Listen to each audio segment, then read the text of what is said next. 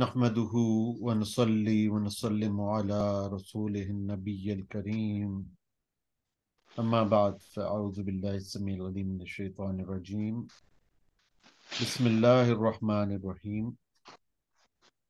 آج کی جو حدیث ہے درس غزالی کے ضمن میں اس طرح ہے کہ رسول اللہ صلی اللہ علیہ وآلہ وسلم نے ارشاد فرمایا،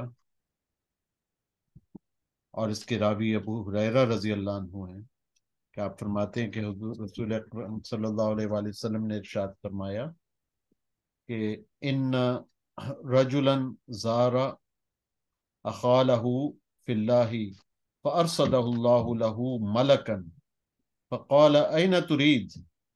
قال اريد ان ازور اخی فلانا فقال لحاجة لك عنده؟ قال لا.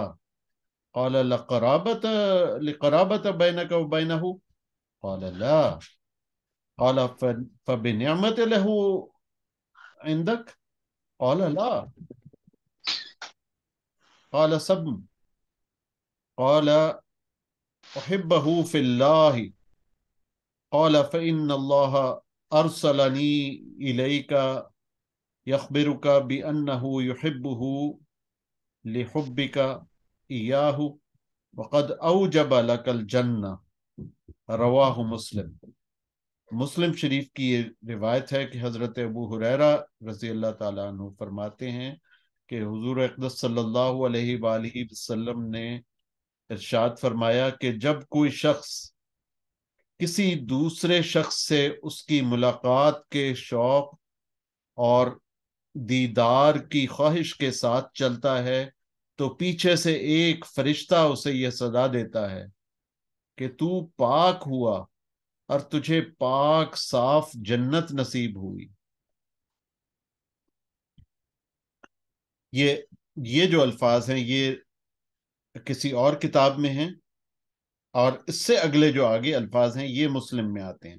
اس سے پہلے جو ہیں وہ کامل ابن عدی میں انس رضی اللہ عنہ کی روایت تھی۔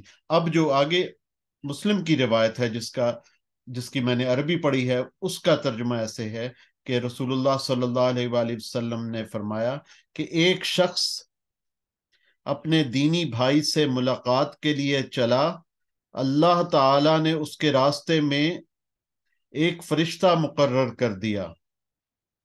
فرشتے نے اس شخص سے پوچھا کہ تم کہاں جا رہے ہو؟ اس شخص نے کہا کہ میں اپنے فلاں بھائی سے ملنے جا رہا ہوں۔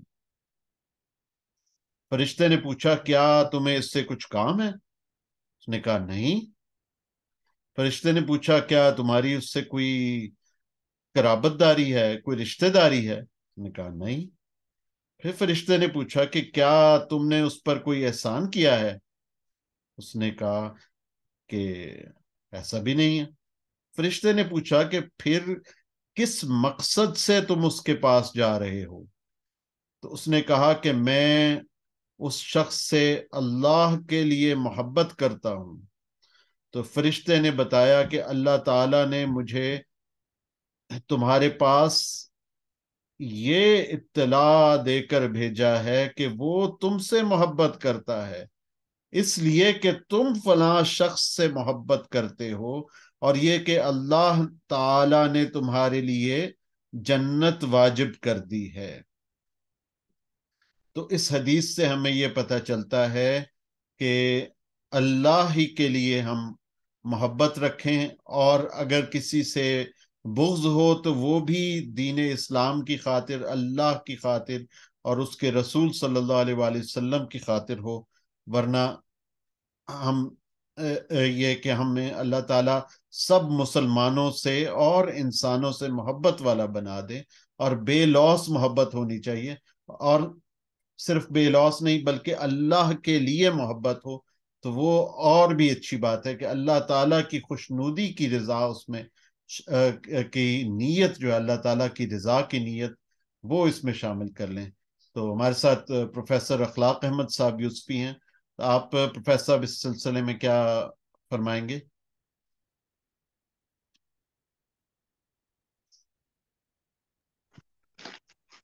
جی ڈاکٹر صاحب، السلام علیکم ورحمۃ اللہ السلام وبرکاتہ۔ علیکم۔ بہت پیارا پیغام بنی نوع آدم کے لیے جو تعلیمات غزالی میں آپ نے پیش فرمایا۔ الحب للہ والبغض للہ، جیسا کہ آپ نے مکمل حدیث کا متن بیان کیا ہے، اس کے بعد کوئی گنجائش نہیں رہتی کہ اس پہ مزید ہم کسی بھی شک و شبہ کا شکار ہوں۔ مطلب تیمارداری کے لیے گئے، عیادت کے لیے گئے، تعزیت کے لیے گئے، مختلف احادیث فرامین نبویہ صلی اللہ علیہ وسلم اسی ضمن میں ہمیں تشریحی طور پہ ملتے ہیں۔ یہ تو آپ نے ایک مین گیٹ جو بڑا باب ہے اس کا ذکر کیا ہے اس حدیث میں، اور آگے چلیں تو مختلف تفاصیل ہمیں ملتی ہیں کہ مختلف دروازے جیسے کہ ہوتے ہیں گھر کے اندر، کوئی بیمار ہے، کوئی فوت ہو گیا ہے، کسی بھی حتیٰ کہ جیسے بازار کا ذکر ہوا، اللہ کے لیے ملنے کے لیے جانے کا ذکر ہوا، لیکن مقصد اور نیت، اور یہ بھی فرمایا آپ صلی اللہ علیہ وسلم نے کہ تمہیں اللہ کے لیے محبت ہو تو اس کا اظہار کرو اپنے مسلمان بھائی سے، بے شک۔ یعنی اسے بتایا بھی جائے۔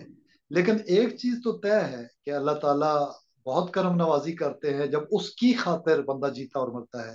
ان الصلاتی و نسکی و مخیایا و مماتی للہ رب العالمین، جب یہ منشور ہو جائے تو قرآن و سنت کی تعبیر ہمارے لیے بہت آسان ہو جاتی ہے، اور اللہ تعالیٰ ہمیں توفیق عطا فرمائے کہ ہم آمین۔ اللہ کی خاطر اپنے گھر والوں سے، اہل و عیال سے، اعزہ و اقارب سے، اور تمام جمی امت مسلمہ کے تمام جمی مسلمین اور مسلمات سے محبت کریں، اور جمی انسانیت سے محبت کریں، اور اللہ کے لیے ہر ایک کے کام آئے، خواہ وہ کوئی بھی ہو، بس وہ آدم کا بیٹا ہے، یہ آئے سمجھ کے کہ اللہ نے آئے۔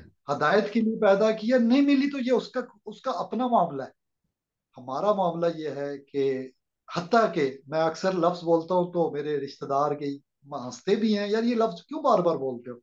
میں نے کہا کتا بلا کوئی ہو نا، انسان نہ ہو، اس کی وجہ سے حدیث میں ملتا ہے کہ جنت مل گئی، ایک فاحشہ کو جنت مل گئی کتے کو بچانے کی وجہ سے، ایک گناہ گار کو جنت مل گئی، یعنی اللہ بہانے رحمت حق بہانہ بھی جویت، اب جانور کو بچا لیں گے۔